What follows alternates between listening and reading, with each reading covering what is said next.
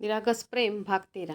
गाडी डोंगर रस्त्यावरून पुढे जात होती. गाणी, गप्पा आणि मस्करी यामध्ये प्रवास आनंदात सुरू होता. गौरी मात्र अजूनही रोहनच्या सरप्राईजचा विचार करत होती. आता तरी सांगा ना, सरप्राईज काय आहे? तिने पुन्हा एकदा विचारलं. रोहन फक्त हसला. आणखी थोडा वेळ. आपण पोहोचलो की तुला सगळं कळेल. काही वेळाने गाडी एका सुंदर पिकनिक स्पॉटवर पोहोचली. हिरवागार निसर्ग, समोर शांत तलाव आणि थंडगार वारा वातावरण आणखी प्रसन्न करत होता. गाडी थांबताच गौरी खाली उतरली. ती आजूबाजूला पाहत होती. अचानक तिची नजर थोड्या अंतरावर उभ्या असलेल्या 3 व्यक्तींवर गेली. क्षणभर तिला स्वतःच्या डोळ्यांवर विश्वासच बसला नाही. आई, बाबा आणि दादा? ती आश्चर्याने पुटपुटली. समोर तिचे आई, बाबा आणि भाऊ हसत मुखाने उभे होते. गौरी, तिची आई प्रेमाने हाक मारत पुढे आली. पुढच्या क्षणी गौरी धावत जाऊन आईच्या गळ्यात पडली.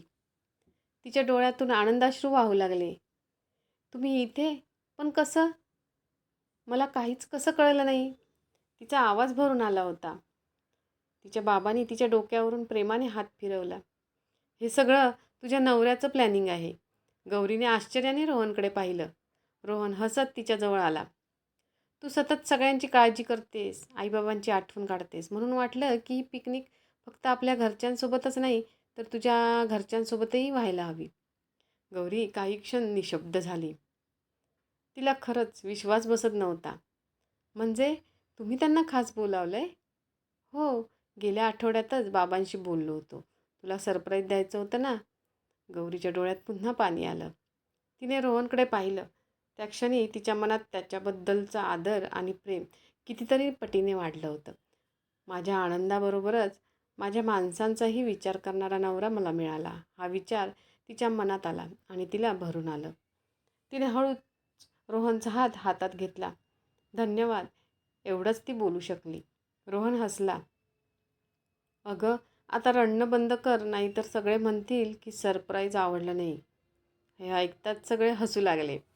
तेवढ्यात सासूबाई पुढे आल्या.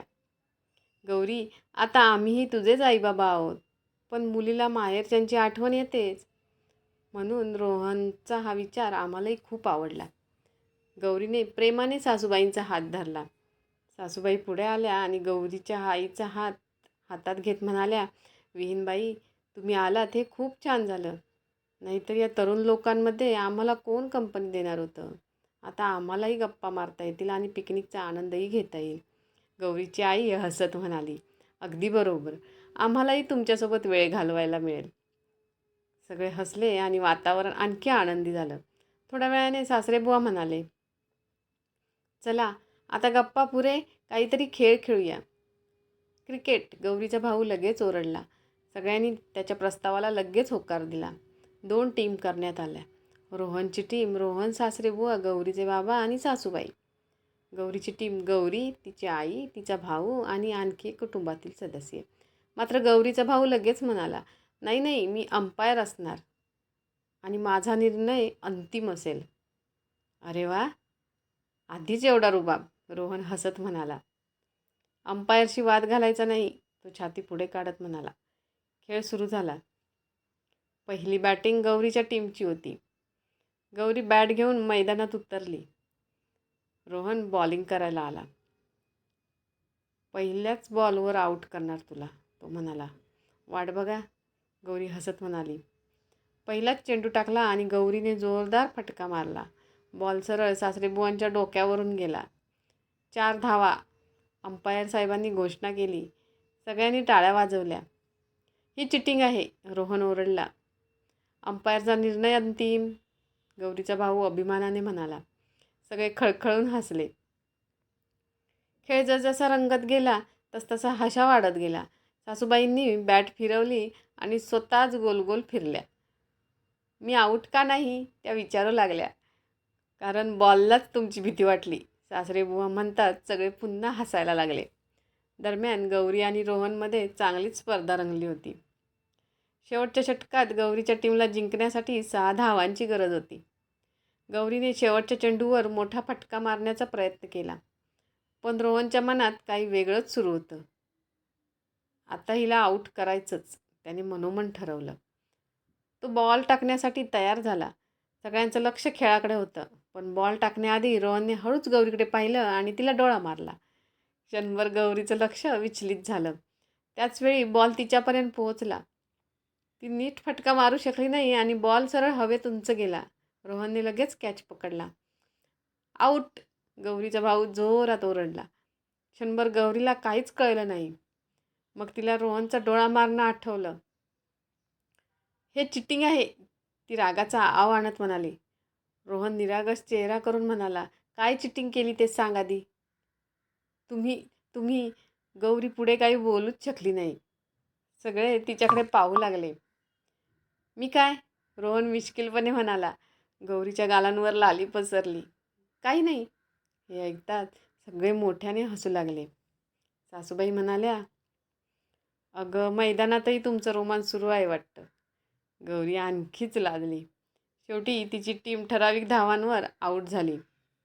आता दुसऱ्या टीमची बॅटिंग सुरू झाली. रोहन मैदानात उतरला. गौरीने ठरवलं होतं की आता त्याला सहज खेळू द्यायचं नाही. आता बघतेच मी, ती मनात म्हणाली. तिने जोरदार बॉलिंग केली. सगळे खेळात रंगून गेले. कधी चौकार, कधी धावबाद, तर कधी अंपायर साहेबांच्या मजेशीर निर्णयांमुळे सगळे हसत होते.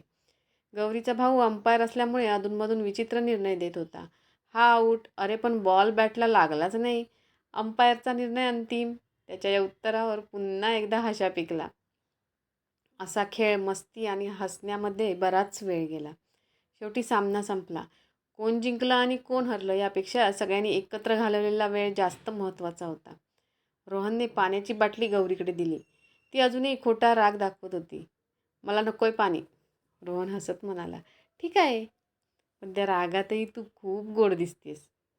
क्रिकेटचा सामना संपल्यानंतर सगळेजण झाडाखाली बसून गप्पा मारत होते.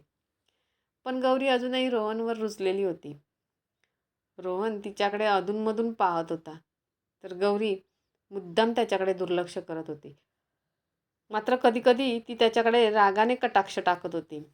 रोहनला मात्र तिची अवस्था पाहून खूप मज्जा येत होती.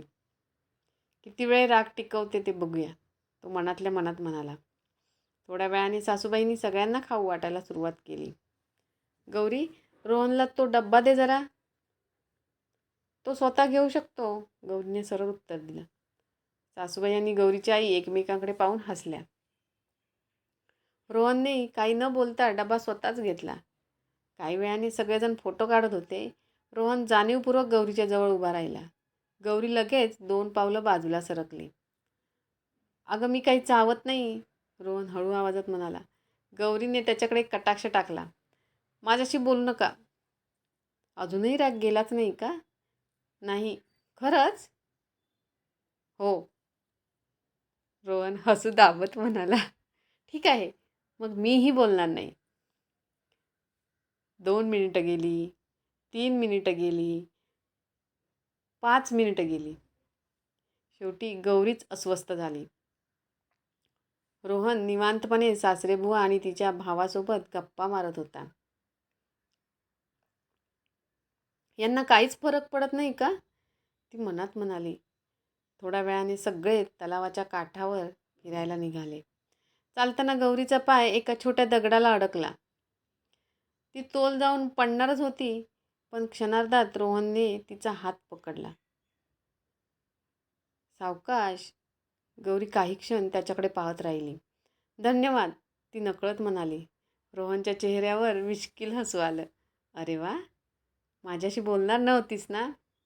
हे ऐकताच गौरीला स्वतःचीच चूक लक्षात आली. ते वेगळं आहे. म्हणजे राग थोडा कमी झाला वाटतं. अजिबात नाही. मग माझा हात अजून का सोडला नाहीस? हे ऐकताच गौरीने घाईघाईने त्याचा हात सोडला. रोहन मोठ्याने हसू लागला. गौरी लाजली आणि पुन्हा एकदा त्याला रागाने बघू लागली. दूर उभ्या असलेल्या सासूबाई हसत म्हणाल्या. विहीनबाई, आपल्या दोघांचं काम आता फक्त यांची गंमत बघायचं आहे. गौरीची आईही हसली. हो, आणि हे दोघं असंच भांडत भांडत एकमेकांवर प्रेम करत राहणार. हे ऐकून सगळे हसू लागले, तर गौरी आणखीनच लाजली. थोडा वेळ फिरून झाल्यावर गौरीचा भाऊ म्हणाला, चला आता आंधळी कोशिंबीर खेळूया. सगळ्यांनी लगेच होकार दिला. चिठ्ठ्या टाकून ज्याच्यावर राज्य येईल ते ठरवण्यात आलं आणि योगायोगाने रोहनवर राज्य आलं. वा, आता मजा येणार, सासरेबू हसत म्हणाले. रोहनचे डोळे रुमालाने बांधण्यात आले. तो हात पुढे करून सगळ्यांना पकडण्याचा प्रयत्न करू लागला. पण यावेळी सगळ्यांनी आधीच एक प्लॅन केला होता. गौरीला काहीच न सांगता सगळे वेगवेगळ्या झाडांमागे जाऊन लपले. गौरी मात्र जिथे उभी होती तिथेच राहिली. डोळे बांधलेला रोहन हळूहळू पुढे सरकत होता. सापडणार नाही कोणी, गौरीचा भाऊ दुरून हळूच म्हणाला. रोहन आवाजाच्या दिशेने गेला, पण कुणीच हाताला लागलं नाही. अचानक त्याचा हात समोर उभ्या असलेल्या गौरीच्या हाताला लागला. अरे, सापडलं, तो आनंदाने म्हणाला. क्षणाचाही विलंब न करता त्याने तिला पकडलं. गौरी काही बोलणार इतक्यात त्याने तिला जवळ ओढलं. आता बघू कोण आहे ते. त्याने रुमाल काढला. समोर गौरी उभी होती. क्षणभर तो तिच्याकडे बघतच राहिला. वाऱ्यामुळे तिचे केस हलकेसे उडत होते. चेहऱ्यावर लाजरं हसू होतं. रोहन नकळत पुटपुटला. अरे वा, किती गोड. गौरीच्या गालांवर लगेच लाली पसरली. पण त्या दोघांना कल्पनाच नव्हती की बाकी सगळे झाडांमागून हे दृश्य पाहत होते. तेवढ्यात अहो, सगळे एकदम बाहेर आले आणि जोरात हसायला लागले. गौरी दचकली. रोहनचंही भान परत आलं. तो इतका गौरीकडे पाहण्यात गुंग झाला होता की आजूबाजूला कोणी आहे याचंही त्याला भान राहिलं नव्हतं. नंतर सासूबाई हसत म्हणाल्या, वा रे वा, आंधळी कोशिंबीर खेळायची होती की दुसरंच काही. गौरीची आई हसू आवरत म्हणाली, मला वाटतं हे खेळच विसरलेत बहुधा. हे ऐकताच सगळे पुन्हा हसू लागले. गौरीला इतकी लाज वाटली की तिने लगेच रोहनच्या शर्टमध्ये चेहरा लपवला. रोहनही हसू लागला. तेवढ्यात त्यांचे बाबा मिश्किलपणे म्हणाले, अरे, आम्ही सगळे इथेच आहोत बरं का. सासरेबुवा लगेच म्हणाले, आणि आम्ही अजून घरी गेलेलो नाही. आता तर हशा आणखीनच वाढला. गौरीने लाजून डोळे मिटले तर रोहन तिच्याकडे पाहून हसत होता. थोड्या वेळाने ती हळूच बाजूला झाली आणि रोहनकडे रागाचा आव्हानच म्हणाली, काय हे तुमचं, कुठेही रोमांस सुरू होतो तुमचा. रोहन हसला. मग लग्नाची बायको आहेस तू माझी, कोणाला घाबरायचं. तरी पण सगळे बघत होते. बघू देत ना. अहो, रोहन तिच्या डोळ्यात पाहत म्हणाला, कुणी काही म्हणणार नाही, उलट सगळे म्हणतील, बघा किती प्रेम करतात हे दोघं एकमेकांवर. हे ऐकून गौरी पुन्हा लाजली. तेवढ्यात सासूबाई म्हणाल्या, रोहन बरोबर बोलतोय बरं का, प्रेम लपवायची गोष्ट नाही. गौरीची आई हसत म्हणाली, आणि आमची मुलगी इतकी आनंदात आहे यापेक्षा आम्हाला अजून काय हवं आहे. गौरीच्या बाबांनीही होकारार्थी मान हलवली. रोहन, आमच्या मुलीची अशीच काळजी घेत राहा. रोहन लगेच म्हणाला, हे तर आयुष्यभराचं वचन आहे बाबा. हे ऐकताच गौरीच्या चेहऱ्यावर एक सुंदर हसू उमटलं. गौरीचा भाऊ मात्र मध्येच म्हणाला, बस करा आता. पुन्हा भावनिक झालात तर पुढचा खेळ कोण खेळणार. सगळे मोठ्याने हसू लागले. सासरेबुवा म्हणाले, हो चला आता, नाहीतर पिकनिक संपेल आणि हे दोघे अजून एकमेकांकडेच बघत बसतील. रोहन आणि गौरीने एकमेकांकडे पाहिले आणि नकळत दोघेही हसले. पिकनिकमध्ये यापुढे अजून काय धमाल येते हे बघण्यासाठी चॅनेलला सबस्क्राईब करून ठेवा.